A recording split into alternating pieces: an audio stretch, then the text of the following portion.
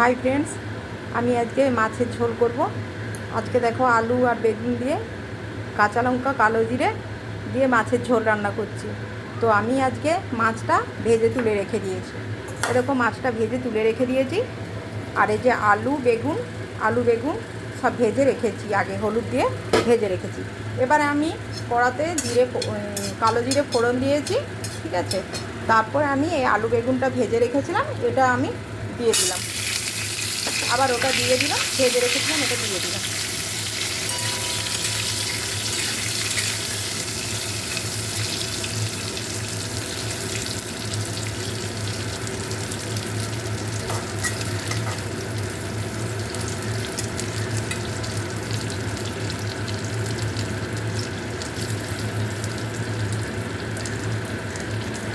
এবারে তারপরে নুন দিলাম,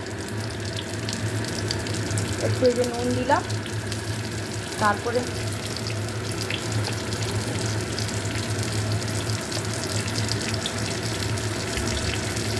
হলুদ দিলাম। এটা একদম গরমে খুব পাতলা একটা ঝোল হবে।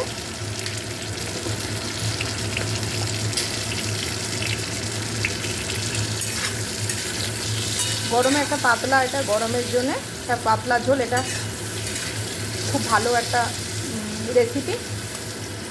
তোমরা বানিয়ে এটা দেখো। আর বড়ি ভেজে তুলে রেখে দিয়েছি, ওই বড়িটা রান্না শেষকালে ওটা বড়িটা দেবো।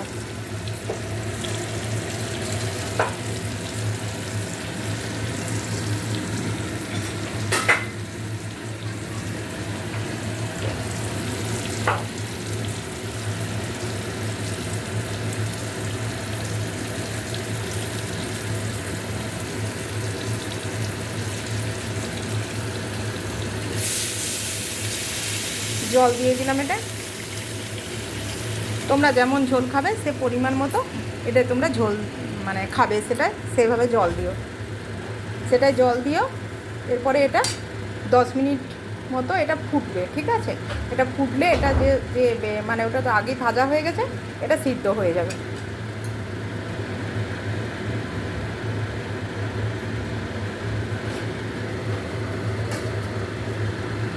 এটা আমি ঢাকা দিয়ে দিলাম আর 10 মিনিট রাখলাম সেদ্ধ হওয়ার জন্য।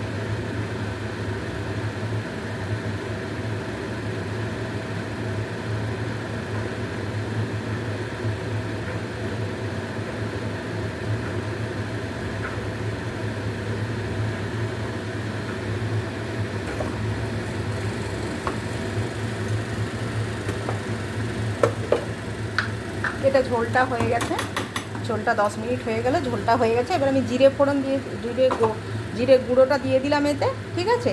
দিয়ে আমি এই যে এই মাছ আর বড়ি যেগুলো ভাজা আছে, মাছ আর বড়ি, এই মাছ আর বড়ি দিয়ে দিলাম।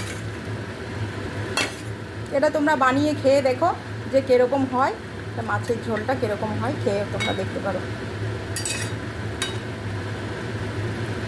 আর তোমাদের যদি এই রেসিপি ভালো লাগে বা আমার ভিডিও যদি ভালো লাগে তো তোমরা আমার এই চ্যানেলটাকে তোমরা সাবস্ক্রাইব করো আর লাইক করো, শেয়ার করো আর কমেন্ট করো। আজকের মতো এখানেই ফ্রেন্ডস।